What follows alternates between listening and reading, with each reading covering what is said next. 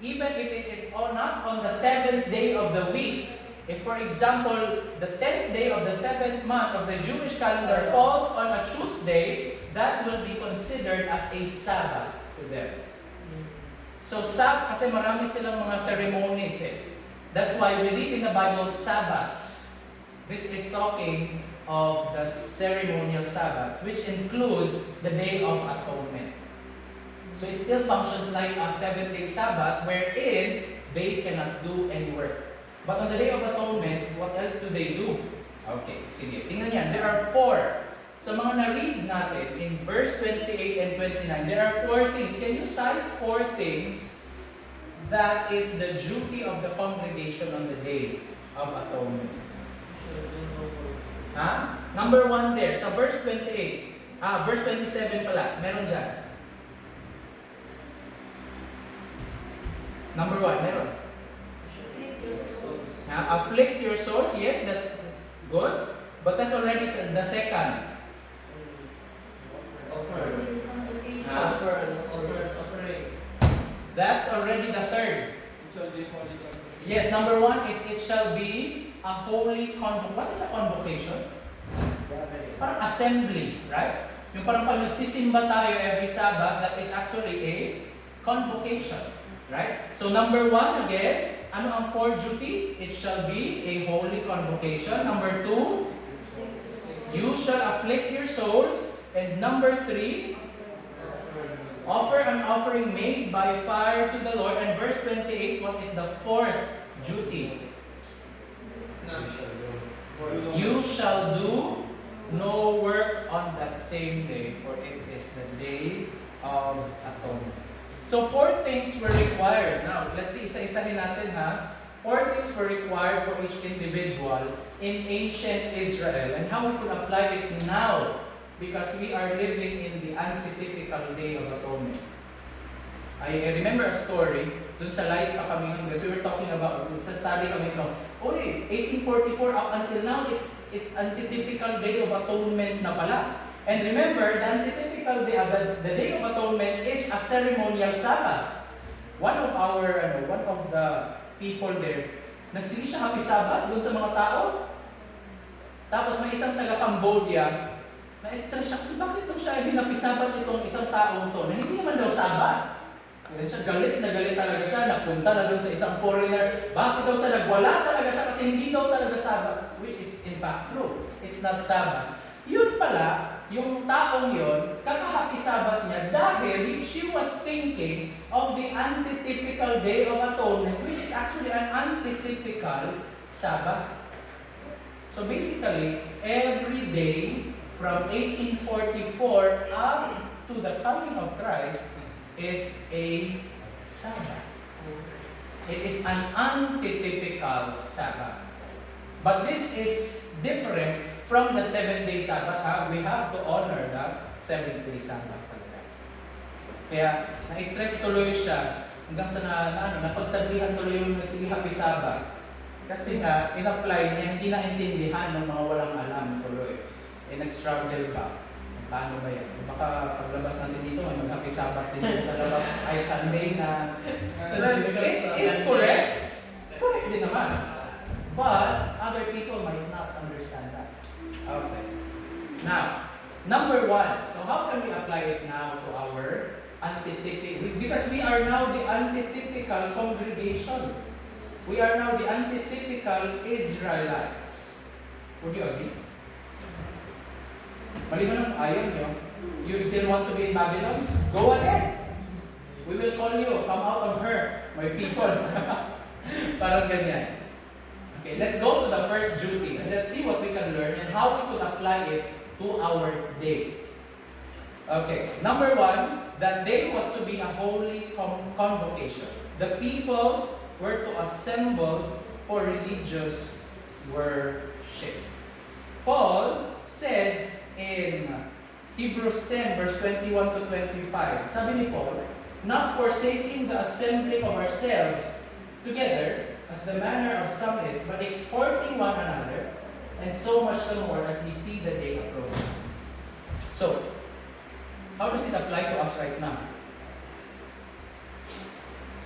Should we gather more often? Because we are now living in the typical Day of Atonement?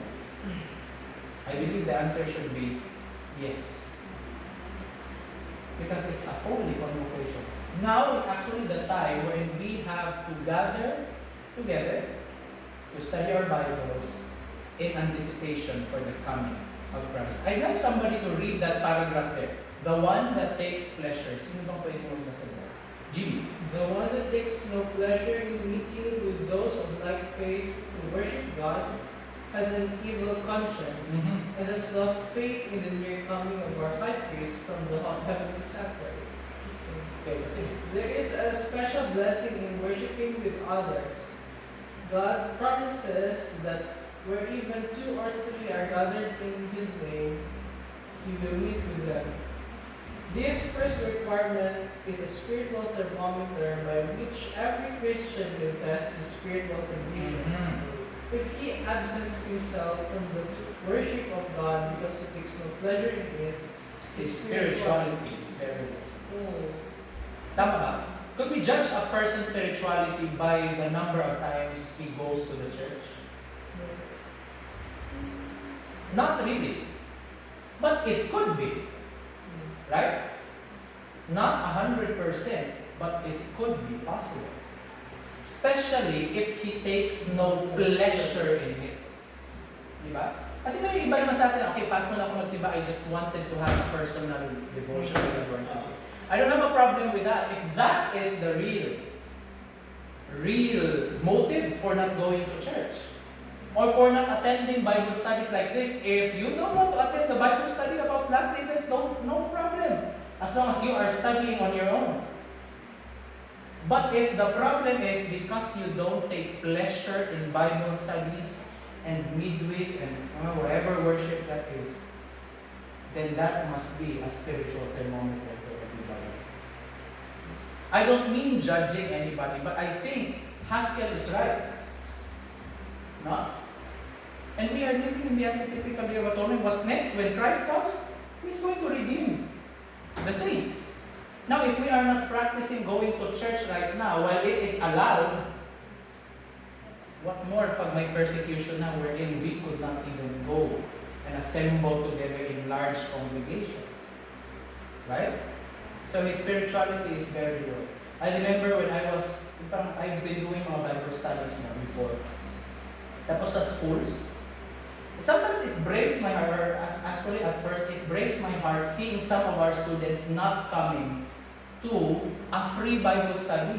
Remember, ang Bible study is free. Walang bayad yan. But why is it that some of our young people are not interested in Bible studies? Why? Because probably they are not interested in spiritual things. Hayaan na lang natin yung, what if the Bible teacher is really boring? Kaya hindi ka pupunta. No! Hindi yun ganun. Diba? Because if you yourself is not interested when it comes to Bible stuffs, you should know that your thermometer is low. Right? Nag-gets ba natin yun? So that's how we apply it in the antitypical Day of Atonement. Right? As holy convocation. That's why sometimes pag ganyan ba, nakaka-discourage yung makita mo mga tao na parang they are not really into the spiritual stuff.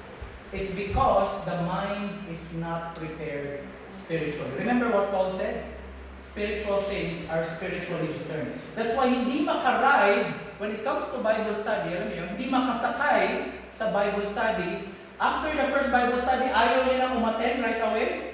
Next time na lang. Boring kasi. Sometimes it's not the fault of the Bible teacher. Sometimes it's because your spirituality is really low. And you don't have the taste to talk about Moses, to talk about sin, to talk about the realities of your sinful life. That's the problem. But I hope that because of this, mag-change din tayo. That includes me. This is not just for you, but this is How also would you for help someone if you know that this person is sabi natin spiritual below, tapos hindi sila interested in that stuff. How do we help? See, anybody who would like to help. Baka may struggle si GB, my friend siya. Sige, si Sir, maybe you have something in mind. In terms of, say for example, devotional, of course, Bible study or church services, for one, we also have to know our limits. Kasi there's also the decision of the person. So, for instance, say for example, you invited the person, there's that leading. Of course, on a personal level, there's already a pleading of the Holy Spirit in the person, which is constantly reminding, that's still small voice speaking in the person. And as us, say for example, tayo, who already, say for example, the Holy Spirit also is with us and is also speaking to that person also is, part of his conscience is quickened as well. Say for example lang IPP, or for example, nasa bahay ka lang. And then, sabi ko sa'yo, kasama tayo, mag-Bible study ako. It's your choice still whether or not to accept the invitation. Okay, that's already another medium in which God communicates to you. Okay, but of course, after mo na may invitation, there's a free invitation, but the person still resists. It's their choice. But of course, you still have to offer yourself, or parang i-present mo sa person na, there's this Bible study. It would be nice, or it would be wonderful if you would be able to join us. Parang the invitation is still open. Did you have this experience na kung saan you are urged that, alam niyo na may Bible study or may worship, but then suddenly, you have that urge in your heart na parang, i-invite ko siya, Yeah. Na-experience na ba? Na-experience niyo na ba yan? Yeah. It's the Holy Spirit calling you to do that work. Baka kasi, yung tao na yan, nahiya lang, and it just needs a word of invitation. Now, if you did not do that, and you felt that you should be compelled to do that, nahiya ka lang, ikaw ang may problema sa Panginoon ngayon. You will be held accountable to that. But if you did your job, and he or she did not respond, he is held accountable to his God, not you. Okay? So, hayaan na lang natin. Kaya ako, mag-invite pa rin ako. Yeah. Pero the invitation is still open. Yes. Prayer. And prayer. Yes, I like that. Tama. Because even before you approach the person, I think we should not forget to pray before approaching. That the Holy Spirit will have, He is ready already by the work of the Holy Spirit. Yes, sir? I want to share yung experience. Actually, yung nababasa ko na parang ito sa libro. Because, when I was from my childhood ba, every time na worship, it comes in ba na nangyayari sa worship, pray, basta, para bang it comes in like a routine ba? So parang ito na, tapos yung paminsan ko pag-sabi nila, worship na tayo kasi may gagawin ko after. Nang ganyan ba, parang sa kailangan natin gawin, para lang mag-worship. So, Because it's just part of the schedule. Yung parang parang, pag kailangan pa, so parang sa isip ko, spiritual, ganyan ba? Diba, isa sa akin, lumala rin siya ng lumala hanggang there was a time na parang independent na ako sa na I don't see pleasure na go to church. Tapos, wala mo yung pagkakita ng mga tao, parang, kilala ko siya sa personal, siya sa parang ganyan ba? Parang yung siya nung Sabado. Sige. Tapos, may siya sa salita, tapos parang nilibolo niya. So parang may mga ganang thoughts na, di ba, mga ganyan, sabi ako ng simba, makita ko siya, mga makita ko So, ganun. Tapos, yan, later, basta may time yun, this, ano nga, parang, ano ko na, kahit nga, before pa lang, may isa pang experience. Pero actually, before na nag-ganyan ako, hindi ko tama ko sa church. Like, really early, kasi may bakit, parang hindi ko forward. Tapos, basta may several series of events. Tapos, meron din may time sa music na may Bible study. Pero yung nga, yung style niya kasi masyado bang parang dinuduro ka sa kasalanan mo. So parang feeling mo na, ay hindi ako worthy, siya na itong holy, kasi parang hindi mo ba nakakita ba yung humility niya kasi tapos parang pinapakita niya how sinner you are, hindi mo siya deserve. So parang ang feeling ko, ang pangit ang feeling mo after, parang ay ganyan pala, so ayaw ko parang bang feeling mo walang redemption. Walang hope. Overall walang hope. So parang hindi na ako. So yung mga ganyan, yung mga sinasabi pa na yung schooling is of the hope.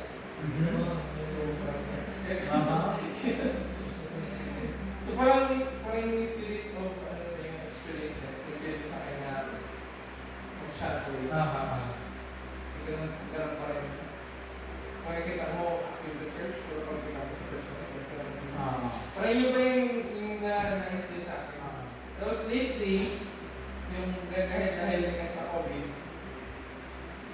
tapos nag-Bible study sila, si Christian naman. Yung casual talk nila ba? Na about Bible, tapos parang, wow, ano naman, yun ang casual conversation. So yun, parang bang ganyan ako na sumali sa first nakita ko sa mga chat, nag-invite sa Dennis. Praise the Lord. Ilang beses na. So narinig ko sila parang, wow, ganda naman yung conversation. So parang Nag-uusapan. Plus dividends. Sige, go ahead, sir. kaya na nakadali ako sa chat na nag-chat ako kay Sir. Sir, sala ako sunod sa... Oo nga. So parang yung, di ba? Parang nandiyan-tawag kayo sa inyo, pero alam sa sarili mo na nagagawa. Yeah. Yeah. Somebody must have prayed. No? Baka naman yun. But praise the Lord, no? For that experience. According to that, siguro, there are times na hindi natin alam na we're already doing a little effect little by little. Yeah. Especially when where we are. So that's just parang talagang ma-apply natin as principle itong first yung natin. It's talagang we just invite. Just as the Lord did. Praise the Lord, no? Kasi it pays to invite. Yung pag-invite ko nga kay Ken mo, diba? Parang actually it was just nothing. It was just a casual invitation, but the Lord used that para nandito siya. Kasi absent siya yesterday. Tinuro kami. Tawag ngayon na backslide bigla siya. No, but that could be a, little yan lang yan siya. Sometimes nga, pag may nakikita ko yung hindi masyado nag-attend na taga dito lang, sabi ko, wala ka kahapon? You know what? Because I felt like, kailangan ko to siyang sabihan. Kasi pag at least sinabihan ko siya. Ganyan. O bakit hindi ka nag-attend? Sinabihan pa lang, nakatulog kasi ako. Okay, basta at least, nag-invite ako. Ganyan siya. Di ba? And, you know what? I parang sa akin kasi, especially if you are working in a school, it's really a pain in the, ganyan. Stress talaga pag estudyante because ang students are so worldly, they don't like Bible studies. But I have come to a point na kung saan, tama na yung ma-disappoint ako kasi hindi sila pumunta. Because it's not my call anymore. What I did is to invite. If you don't want, even teachers doon sa school, mas mahirap invite ang teacher kaysa sa estudyante. I don't know here. Buti na lang dito si Sir. Si Sir. May isa pa akong in-invite, wala talaga eh. But anyway, yun talaga paano ba yan? And kasi kung seryoso mo siya, hindi siya dumating kasi in-invite ko, you become selfish. Madi-disappoint ka lang. So let it be kung sino ang pupunta. Because these are the people whom the Lord has prepared for this Bible study. So thank you sa ating mga bagong miyembro dito. Pero wala nang invite. Pero nandito ka. So, circumstances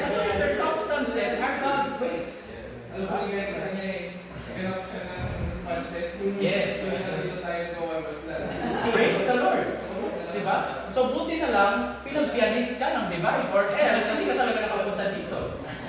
Diba? So, the Lord loves us very much that even in mga unexpected na mga moments, dinadala tayo ng Panginoon kung saan siya. Diba? We praise the Lord for that. So you continue praying for everyone, for anybody whom you see na parang kulang talaga to. I mean, hindi naman dahil sa nagmamalinis tayo, but because we see that this person needs this. Parang ganun.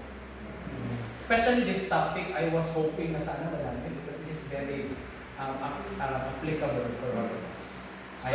Basta in particular, if you have a good news, you really, you want to share it.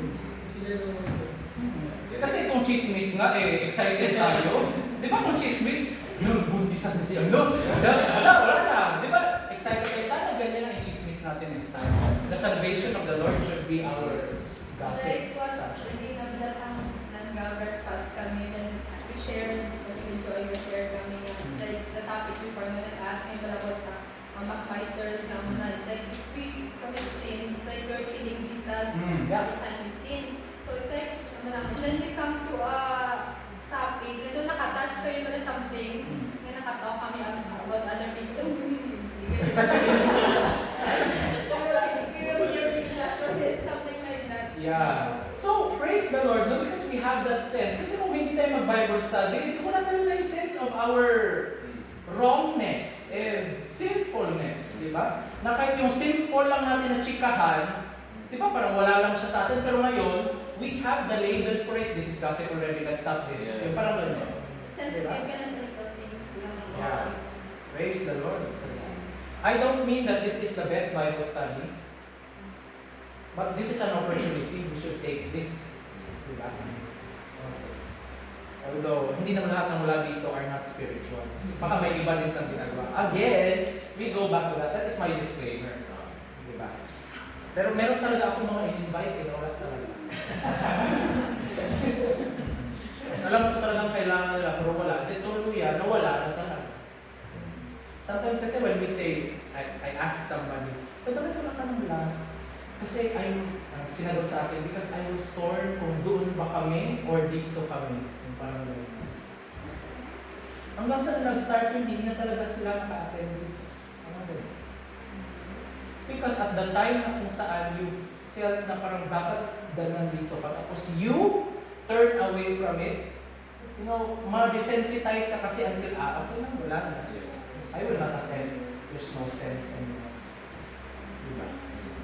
Ganyan. Now let's move forward. Umiinit ang usapan natin ng mga ganyan.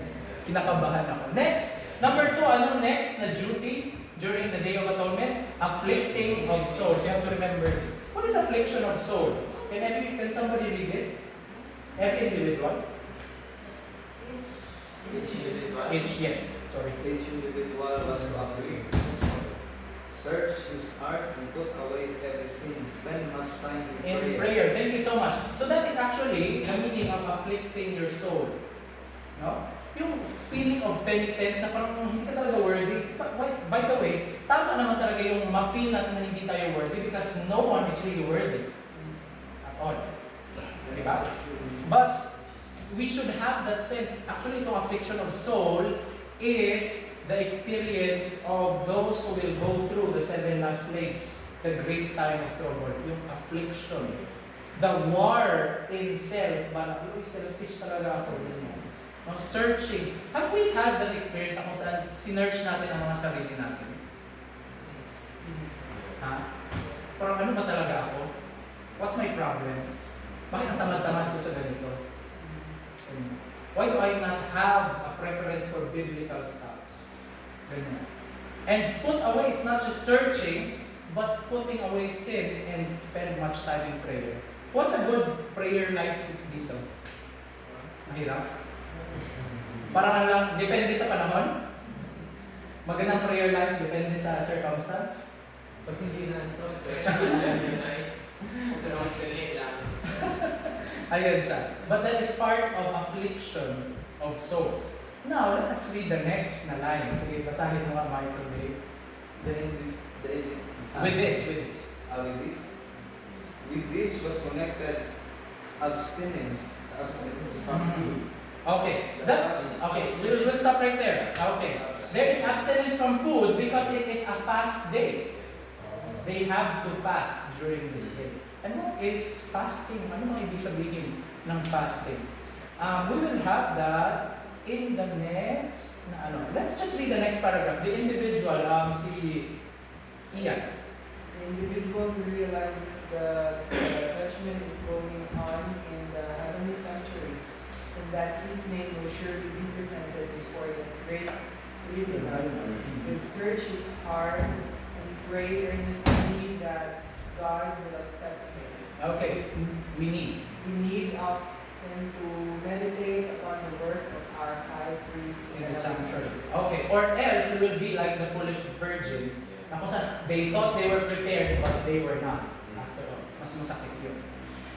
Let's have Virgilio in the typical In service. the typical service, the congregation in the court listened for the tinkling of the golden bells on the robes of the high priest, Mhm. and in that way followed him in his work. Okay. Our high priest was given signs in the heavens, in the earth, and among the nations to mark the progress of his work. Mhm. And he said that when we see these signs fulfilled, we are to know that he is near, even at the So door. that was the anti-type of the bells. It is actually the signs of the times. Kasi at times na naririnig pa nila yung bells, they knew that the high priest is still alive. Kasi pag wala ng movement, it's either may kasalanan pa talaga ang high priest. And the Day of Atonement is a failure.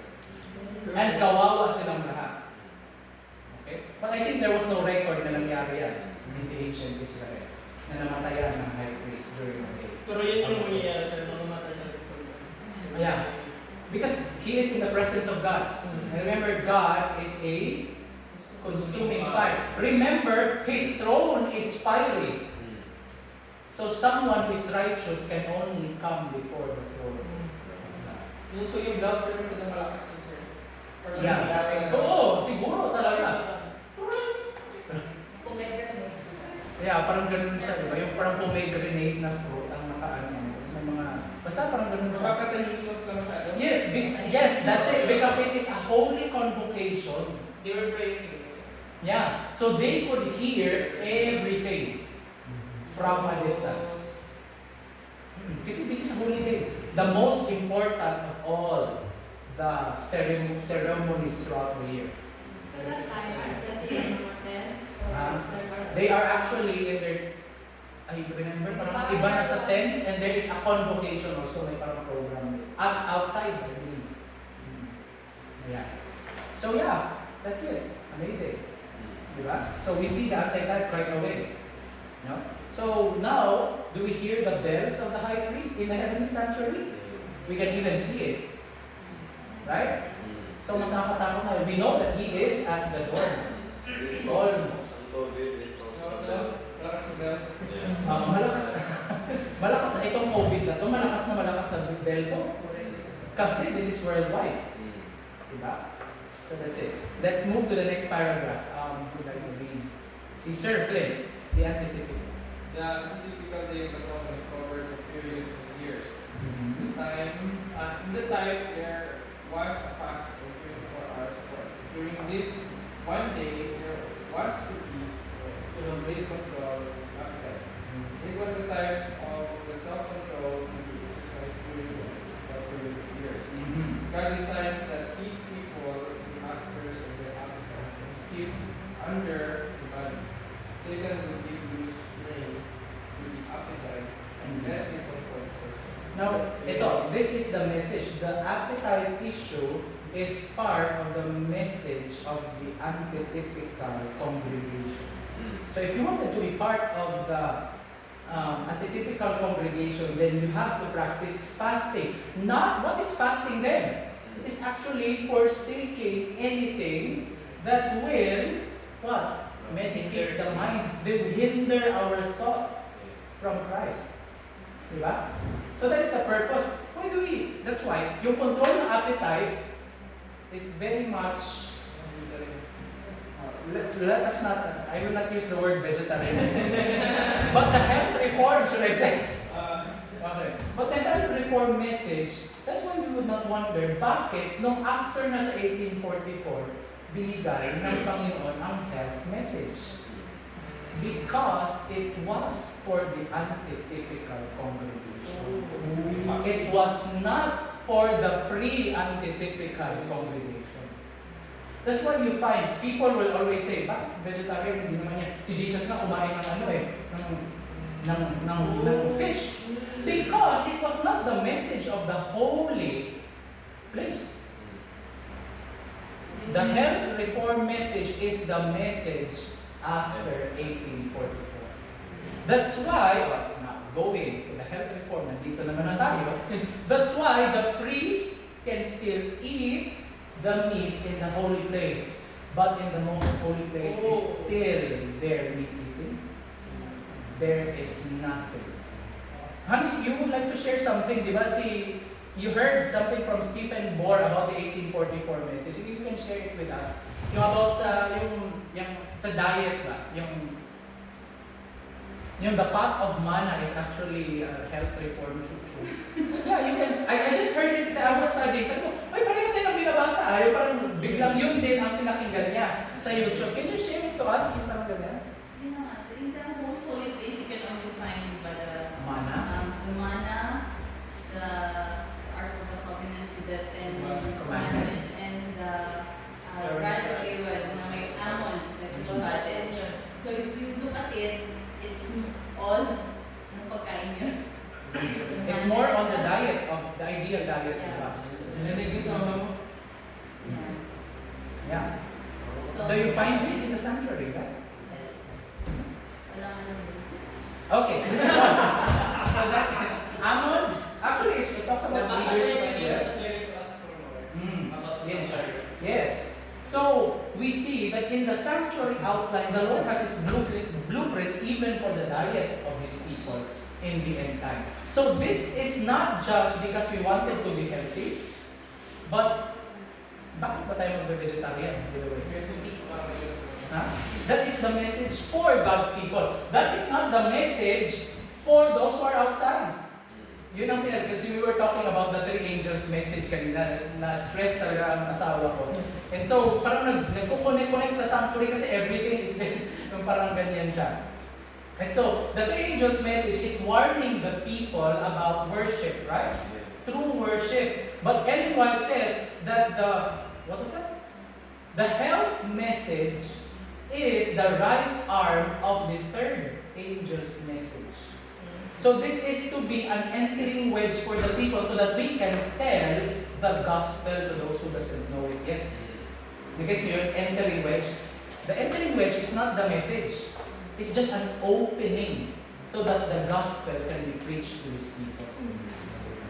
But if you preach that message, it must be a call for God's people to practice. Or else we will just become professors of our faith. Professor ka lang, but you are not a genuine Christian. Okay? Let us read. Actually, maganda ba?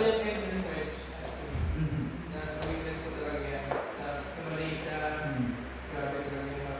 Yes. Mhm.